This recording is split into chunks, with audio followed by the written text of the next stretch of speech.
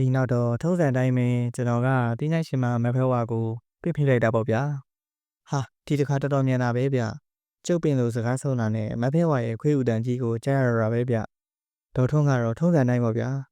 ကျောင်းမကြီးရဲ့ခုရှိကမြက်ခင်းပေါ်မှာကြက်တုံလေးထိုင်ပြီးမဖဲဝါလာကိုဆင်းဆင်းဆောင်နေတယ်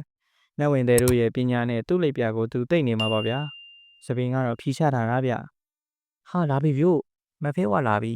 ဂူရီဘော်ကနေရစ်ခနဲ့ရွေ့လာတာဗျဟာဒေါက်ထုံးစီကိုဖြူဖြူရဲ့ကြီးပြေးကပ်လိုက်ပြီဗျို့ဟာဒေါက်ထုံးလက်ကြီးတွေကိုကောက်ပြီးထလာပြီဗျို့ဟာဂူကြီးဘော်ကိုဒေါက်ထုံးလှကနေခုံတက်သွားပြီဗျဟောထမင်းပွဲကိုငုတ်ကြည့်ပြီးရဲနေတယ်ဗျဒူးကြီးတစ်ဖက်ထောင်တစ်ဖက်လဲပြီးစားပြီဗျို့စက်သားတုံးကြီးတွေကိုအားရပါရစားပြီဗျထမင်းနေလဲစားတယ်စားရင်လည်းစပင်းဖိုးလျားကြီးကြကမျိုးလုံးပြူးပြူးနဲ့ကျုပ်ကိုလှမ်းကြည့်လိုက်တယ်ဟိုဒီလိုပါမပဲဝါကျုပ်တို့ရမှာပုံတကားတိုက်တယ်လို့ဖြစ်ပြီးမြည်ထထတောက်နေတယ်ဗျခိုးညကတော့အိမ်ခေါင်မှုပေါ်တွေမှာလမ်းလျှောက်ပြေးနေတယ်အဲ့ဒါဘာဖြစ်တာတော့ဆိုတာသိချင်လို့ပါဗျပြီးတော့ဘယ်လိုလုပ်ရမလဲဆိုတာပြောပါဗျတာတီမင်းတို့ရွာတောင်ပိုင်းမှာတောရဲဝင်ပြီးပြီးထောင်တဲ့ကောင်နှစ်ကောင်အော်ကိုရွှေဝါနဲ့ကိုငွေဝါတို့ကိုပြောတာထင်တယ်အေးဟုတ်တယ်ဒီကောင်နှကောင်တောထဲကိုပြီးထောင်သွားရင်ကြောက်မြင်လုံးကူကိုရောက်သွားတယ်အဲ့ဒီကူထဲမှာဘလူးကနေကြောက်ဖြစ်သွားတဲ့ကြောက်တုံးကြီးတစ်တုံးရှိတယ်အဲ့ဒီကြောက်တုံးမှာကြောက်ဖြစ်သွားတဲ့ဘလူးမျက်လုံးကြီးကိုမြင်နေရတယ်ဒီဘလူးကကြောက်မဖြစ်ခင်ကလေးကနဖူးမှာမျက်လုံးတစ်လုံးပဲရှိတာထူးဆန်းတာကအဲ့ဒီကြောက်မျက်လုံးကြီးကငှက်တောင်ခတ်တယ်အဲ့ဒါကိုသွားတွေ့တဲ့ရွှေဝါနဲ့ငွေဝါကကြောက်မျက်လုံးကြီးရအောင်ထုတ်ယူလာတယ်အခုနင်တို့ရွာမှာလာပြီးတောင်းချမ်းနေတဲ့အကောင်ကအဲ့ဒီကြောက်မျက်လုံးကိုစောင့်ရတဲ့တာပနာလို့ခေါ်တဲ့ဘလူးရွှေဝါတို့ငွေဝါတို့ကြောက်မျက်လုံးထုတ်ယူတဲ့အချိန်မှာဒီဘလူးကနမ်းမင်းကြီးတွေခိုင်းတာရှိလို့တနေရာကိုသွားနေရတယ်အဲ့ဒီမျက်လုံးကကြောက်ဖြစ်နေတာတဲ့ဘလူးမျက်လုံးအစ်စ်သားတွေအင်မတန်ဆွားတတ်တယ်လူတွေလက်ထဲမှာဒါကိုထားမှာမဟုတ်ဘူးရွေးစီလောက်ကလေးပဲဖဲ့ယူပြီးစောင်းထားရင်တော့ဒုတ်ဓားလန်တနက်မီးပေါက်ဘလို့လက်နယ်မျိုးမဆိုပြီးတယ်မီးမလောင်ဘူးရေမမြုပ်ဘူးဒါကိုတာပနဘလူးကရအောင်ပြန်ယူလိုက်မယ်ဒီတာဝန်ကသူ့ကိုနမ်းမင်းကြီးတွေပေးထားတဲ့တာဝန်ပဲတာတေးသူဒီကြောက်မျက်လုံးကိုမရအောင်ပြန်ယူမှာပဲဒါဆိုဘလို့လုပ်ရမလို့ဗျဟာအဲ့ဒီမျက်လုံးကိုကြောက်မျက်လုံးကူမှာပြန်ထားလိုက်ပေါ့ဒါကိုသွားထားတော့တာပနဘလူးကြီးကတက်ပြီးရင်ဘလို့လုပ်မလို့ဗျနင်တို့သွားမပို့ခင်ငါ့ကိုအကြောင်းပြုလိုက်နမ်းမင်းကြီးတွေကိုငါလျှောက်ပြီးတာပနဘလူးကိုဖဲခိုင်းထားမယ်နင်လည်းတာပနစားဖို့စိတ်အရှင်တကောင်ကိုကြိုးချပြီးထားခဲ့ရမယ်ဟာမဖဲဝါကြွသွားပြီဗျို့ဒေါ်ထွန်းလက်ကြီးပေါ်မြောက်ပြီးဂူပေါ်မှာခွေခနဲ့လက်ကျသွားတယ်ကျုပ်ကဒေါ်ထွန်းကိုတစ်ဆုံးစေးတော်ခတ်ထားတဲ့ရည်နဲ့တောက်ပေးလိုက်တယ်ဒေါ်ထွန်းတတိပြန်ရတော့ကျုပ်တို့ရွာထဲကိုပြန်ဝင်ခဲ့ကြတယ်ဒေါ်ထွန်းကိုအကြီးလုံးတအိမ်ပြန်ပို့ပြီးကျုပ်တို့တကြီးအိမ်ကိုလာခဲ့ကြတယ်တကြီးကိုအဖြစ်ပြက်တွေအားလုံးပြပြလိုက်တော့တကြီးကစိန်ကောင်းကိုဆယ်ကိုချက်ချင်းလွတ်ပြီးကိုရွှေဝါနဲ့ကိုငွေဝါတို့ညီကိုခေါ်ခိုင်းလိုက်တယ်ခဏနေတော့ရွှေဝါပါလာတယ်ဟေ့ကောင်ငွေဝါမင်းကိုရွှေဝါကဘာလို့လိုက်မလာတာတော့ငါ့ကိုပမာမခန့်လို့တာလားဟဲ့တကြီးဆိုတာလေအเจ้าကြုံလာရင်နည်းနည်းတော့အာနာပြပေးရတယ်ဗျဒီလုံးမမလုပ်ရင်လေလူတွေကမခန့်ကြဘူးဗျဟာမဟုတ်ရပါဘူးတကြီးရေတကြီးကိုပမာမခန့်မလုပ်တာမဟုတ်ပါဘူးဗျကျုပ်ကိုရွှေဝါမရန်ကုန်သွားနေလို့ပါဗျဘာကွာရွှေဝါရန်ကုန်သွားတယ်ဟာလားဘာလို့လုပ်တာတော့အဘီးထောင်လို့ရတဲ့အသားတွေရန်ကုန်တက်ရောက်လာလားတကြီးကငေါ့တော့မေးတာဗျဟာမဟုတ်ပါဘူးတကြီးရဲ့ကြောက်သွားရောက်တာပါဟေးကြောက်ဟုတ်လားဘာကြောက်တော့ဗရဲများလားတကြီးကတမင်မေးနေတာဗျကျုပ်ပြောပြထားလို့အားလုံးသိနေပြီလားဗရဲများမဟုတ်ပါဘူးဗျရိုးရိုးကြောက်ပါဩမျက်လုံးပုံလေးလားကွာငွေဝါးရဟုတ်တယ်တကြီးတို့နေပေါင်းတကြီးကဒီကြောက်တုံးလေးအကြောင်းဘလို့သိနေတာတော့တိတ်ကောင်ငွေဝါငါတကြီးကွာဒီရောမှာအကြတာကစားငါသိတယ်ဟဟလားဩဟုတ်ကဲ့ပါတကြီးမင်းကိုရွှေဝါအဲ့ဒီကြောက်မျက်လုံးလေးကိုရန်ကုန်သွားရောက်နေဆိုတာတက်ခဲ့လားဟုတ်ပါရဲ့တကြီးကျုပ်တကယ်ပြောတာပါဗျအေးငါပြောခင်ငွေဝါမင်းတို့ညီကိုခူကြီးတစ်ခုကကြောက်မျက်လုံးလေးကိုယူလာလို့ဒီရွာလုံးပြောင်းဆန်နေတာသိသလားကွာဗျာအဲ့ဒါကြောက်မျက်လုံးနဲ့ဆိုင်လို့လားတကြီးကအေးဆိုင်နေဟေးတိတ်ဆိုင်နေကွာဒီကြောက်မျက်လုံးကိုစောင့်နေဘလူးလိုက်လာပြီးရွာထဲမှာတောင်းချမ်းနေတာကွာသိလားမင်းကိုရွှေဝါကဒီကြောက်မျက်လုံးကိုဘယ်သူစီမှာရောင်းပါတော့ဒါတော့ကျုပ်မသိဘူးဗျတကြီးကရန်ကုန်ကကျုပ်တို့ဦးလေးကကြောက်မျက်လုံးယူပြီးလိုက်ခဲ့သူရောင်းဝေမယ်ဆိုလို့လိုက်သွားတာဗျဒါပေမဲ့သူတို့တွေစမ်းကြည့်ဦးမှာပါတကယ်စမ်းမှရောင်းလို့ရမှာဗျ ဒါဆိုရင်ရွှေဝါကဘယ်တော့မှရန်ကုန်သွားတာတော့ဒီမနေ့ပဲသွားတာတကြီးကဒါပေမဲ့ရန်ကုန်ချက်ချင်းသွားမှာမဟုတ်ဘူးဒီမြို့မှာ1ရက်2ရက်လောက်နေအောင်မှာဒါဆိုရင်မနေ့ကမနေ့စောစောထားပြီးမင်းကိုယ်တိုင်ရွှေဝါကိုမြို့မှာလိုက်ခေါ်ပြီးတော့အဲ့เจ้าမျက်လုံးမပါပဲမင်းတို့နှစ်ယောက်ထထောင်းကိုပြန်မလာနဲ့အဲ့ဒါမပါပဲပြန်လာရင်တော့ဒီတရားလုံးကလူတွေမင်းတို့နှစ်ယောက်ကိုဝိုင်းပြီးတတ်လိုက်မယ်ဒီညလေရွာထဲမှာဘာဖြစ်အောင်လဲဆိုတာမသိဘူးဟုတ်ကဲ့ပါတကြီးကျုပ်မနေ့စောစောထားပြီးမြို့ကိုလိုက်တော့မယ်ပြီးရင်ကျုပ်အကိုရွှေဝါကိုခေါ်ပြီးချင်းချင်းပြန်ခဲ့မယ်နော်ညတကောင်ကျော်တော့ကင်းဆောင်တဲ့လူတွေရောရွာသားတွေရောတယောက်မျက်နှာတယောက်ကြည့်ကြတာပေါ့ဗျာမျက်နှာတွေဆိုတာလေကြီးရွယ်လောက်ကိုရှိတော့တာဗျမျက်နှာငယ်လေးတွေနဲ့ပြို့ရွာတွေကအိမ်ခေါင်မိုးပေါ်တွေကိုခဲလုံးတွေကျနေတာပြို့ကောင်းကင်ကနေခဲလုံးမိုးတွေရွာနေတာမှတ်ရတယ်ဗျာခဲတွေကျလာပြီသတိထားကြဟာစမ်းတော့စမ်းတာဗျခဲလုံးတွေကအိမ်ခေါင်မိုးပေါ်တွေကိုပဲရွေးကြတာရွာလမ်းမပေါ်ကိုတော့ခဲတစ်လုံးမှမကျဘူးဗျတရားလုံးလဲတလုံးနဲ့ပြောင်းဆန်နေတော့တာပေါ့ဗျာကျုပ်ကမဖဲဝါပြောလိုက်တဲ့အကြောင်းကိုသာဒီရွာသားတွေကိုပြောပြလိုက်ရင်တော့ကိုရွှေဝါတို့ကိုငွေဝါတို့အိမ်ကိုဝိုင်းပြီးများဖြစ်ပြကြမလားတော့မသိပါဘူးဗျာကျုပ်လည်းဖေပြောလို့ဖြစ်မှာတော့တစည်းတရားကိုပဲပြောပြရတာတကြံလုံးတထုံးလုံးကြာနေတဲ့ခဲတွေမနေ့3နာရီလောက်မှရက်သွားတာပြို့အေးကြီးကလည်းပြက်ပြီးရားတယ်လေမစင်းနိုင်ကြပါဘူးဗျာမနေ့မိုးလင်းကနီးမှအိတ်ကြရတာမလားကျုပ်တို့လည်းဒီတိုင်းမှာပဲ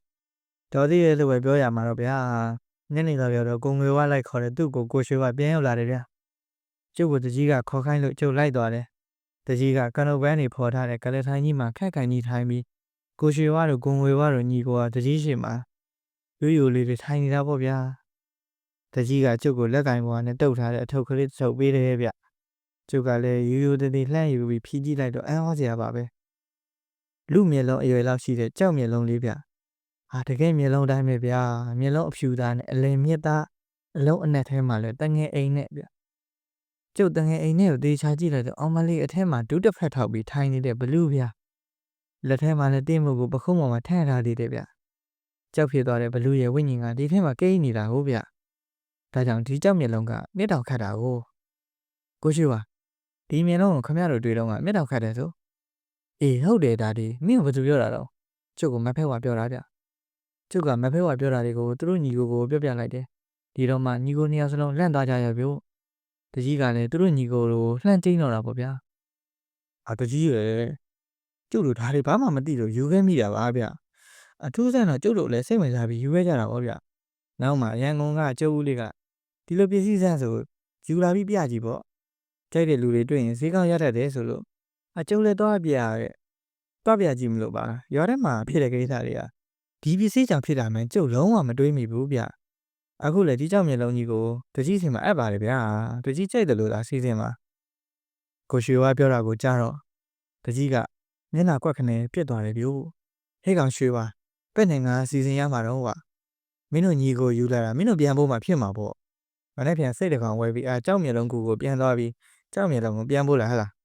းတာတင်လိုက်လို့ပြေးလိုက်မယ်ဟုတ်ကဲ့ပါတကြီးဒီညလည်းတရားလောက်မိတ်ကြဟောဗျာလေပြင်းတွေတိုက်အိမ်ခေါင်းမို့ခဲတွေကြခွေးတွေကကြောက်လန့်ပြီးနွားတွေကတဖူးဖူးနာမှုတ်လူတွေလည်းနေစရာမရှိအောင်ကြောက်ကုန်ကြပြီပေါ့ဗျာတိုက်လိုက်တဲ့လေဆိုတာမနဲ့မိုးလင်းကန်ကြီးမှာငြိမ်တော့တာဗျအကျုပ်စိတ်ထင်တော့တခါကြီးမိုင်း60နှုန်းလောက်တော့ရှိမယ်ထင်တယ်ဒီပုံစံတိုင်းနောက်3-4ရက်လောက်ဆက်ဖြစ်နေတော့ကျုပ်တို့ရွာကလူတွေတခြားကိုပြောင်းပြေးကြမလားတော့မသိဘူးဗျာကိုရွှေဝါတော့ညီကိုနဲ့ကျုပ်မနဲ့စောကြီးရွာကထွက်လာတယ်ရွာပြင်ကိုရောက်တာနဲ့ကိုရွှေဝါကလက်ကင်ပေါ်နဲ့ထုတ်ထားတဲ့ကြောက်မျက်လုံးကလေးကိုကျုပ်လက်ထဲထည့်လိုက်တယ်သူတို့ရောက်ခဲ့တဲ့ကြောက်မျက်လုံးကူဆိုတာကိုလည်းသူတို့သိမှာပေါ့ဗျာရှေ့ဆုံးကကိုရွှေဝါကျုပ်ကအလဲကနောက်ဆုံးမှာကစိတ်တကောင်ကျိုးနေဆွဲပြီးလိုက်လာတာကကိုငွေဝါဗျဒီလူနှစ်ယောက်လဲမိဘမှာလက်ငုပ်လင်းရင်လေးရှိပေမဲ့ရာလောက်တာကနည်းနည်းတောတဲ့ဝင်ပြီးပြီးထောင်တာကများများဖြစ်နေတာဗျပြီးထောင်နေဆိုတာကတော့တောထဲမှာတားကောင်ကိုထောင်ချထောင်ပြီးဖမ်းတာကိုပြောတာဗျကျုပ်ကတော့အညကလေးကမပဲဝါကိုအကြောင်းပြထားပြီးသားဗျဒီနေ့ကြောက်မျက်လုံးကူကိုသွားမယ်ကြောင်းပေါ့ဗျာဒီနေ့ကြောက်မျက်လုံးကူကိုကျွန်တော်သွားမယ်ကြောင်းပေါ့ဗျာအဲ့တော့ကျုပ်တို့တော့ရုံးမှာပေါ်တက်လာပြီးတော့2 နာရီလောက်ကြာတော့တောင်ကပားကိုပတ်ပြီးရှောက်ရတဲ့လူလျှောက်လန်းလေးကိုတွေ့တယ်ဗျဒီလမ်းမဲ့တာတေးဒီလမ်းတိုင်းသွားရင်အဲ့ဒီကူပါကိုတွေ့လိမ့်မယ်နေမဲ့သွားထားလိုက်တော့ကွာငါတို့မလိုက်ဝန်းတော့ဘူးကွာကိုရွှေဝါကပြောတာဗျဘလို့ဖြစ်မှာတော့ဗျခမရလိုယူခဲ့တဲ့နေရာကိုကျုံမှမသိတာ ပြီးတော့ကျုပ်ကတွားထားပါပြီတဲ့ခမရတဲ့ညီကိုဒီနေရာမှာနေခဲ့ရလားကျုံမေးလိုက်တော့မှညီကိုနှစ်ယောက်တယောက်မျက်နှာတယောက်ကြည့်ပြီးဟာအဲ့လိုလည်းမနေရဘူးဟာဤကွာမထူးပါဘူးမင်းနဲ့ပဲလိုက်ခဲ့မယ်ကဲဒါဆိုရင်ကိုရွှေဝါရှေ့ကသွားပြီးတော့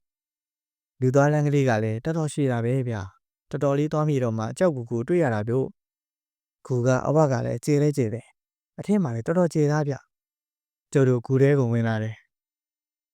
ဟိုမှာတာတီအဲ့ဒီကြောက်တုံးကြီးမှာအဲ့ဒီကြောင်မျက်လုံးကိုတွေ့တာကွာ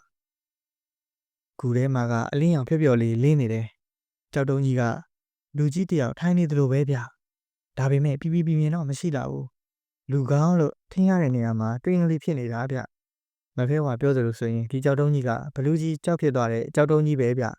ဒီတွင်းကလေးကကိုရွှေဝါတို့ဓာတ်နဲ့ကောက်ထုတ်ခဲ့တဲ့အကြောက်မျက်လုံးအရာကလေးပဲဒါဆိုရင်ဒီနေရာကဘလူးကြီးရဲ့နဖူးနေရာပဲဖြစ်မယ်ဘာဖြစ်လို့လဲဆိုတော့မဖဲဝါပြောတာကအဲ့ဒီဘလူးကြီးကနဖူးမှာမျက်လုံးတစ်လုံးပဲပါတာဆိုပဲဗျ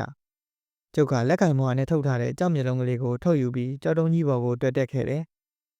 နည်းနည်းတော့တက်လိုက်တော့တွင်းနေရာလေးကိုလဲလန်းလို့မှီသွားပြီးဗျကြောက်မျက်လုံးကိုတွင်းကလေးထဲတတိချာချာပြန်ထည့်လိုက်တယ်အဝင်ခွင်ကြကိုဝင်သွားတာပဲဗျကျုပ်တတိချာချာကြည့်လိုက်တော့ဟာနှစ်တောင်ခတ်နေတယ်ဗျို့ကျုပ်လေကြောက်တုံးကြီးပေါ်ကမြင်မြင်ပြန်ဆင်းလာတယ်ဘာကဘလို့ခတ်နေတာလဲတော့မသိဘူးဗျကြောက်မျက်လုံးကလေးကမြစ်တောင်ခတ်နေတာတော့အမှန်ပဲဗျို့မဖဲဝါပြောသလိုဆိုရင်ကျုပ်တို့ရွာကိုလာပြီး၆လန်နေတဲ့တာပနာလို့ခေါ်တဲ့ဘလူးကဒီကြောက်မျက်လုံးကိုလူတွေလက်ထဲမရအောင်စောင့်နေရတဲ့ဘလူးဗျမဖဲဝါကနာမင်းကြီးတွေကိုရှောက်လိုက်လို့တာပနာကိုတနေရလွတ်လိုက်တာဖြစ်မယ်ဗျအချိန်တော့တိတ်ကြလို့မဖြစ်ဘူးမတော်လို့တာပနာပြန်ရောက်လာရင်ကျုပ်တို့ဒီနေရာမှာကိစ္စပြတ်သွားမှာဗျို့ကိုငွေဝါလက်ထက်ကအစိတ်ကိုယူပြီးတိုင်လိုဖြစ်နေတဲ့ကြောက်ပန်းဆွဲကြီးတစ်ခုမှကျိုးချီထားလိုက်တယ်ပြီးတာနဲ့ကျုပ်တို့၃ယောက်တုတ်ချေတင်တော့တာပဲဗျို့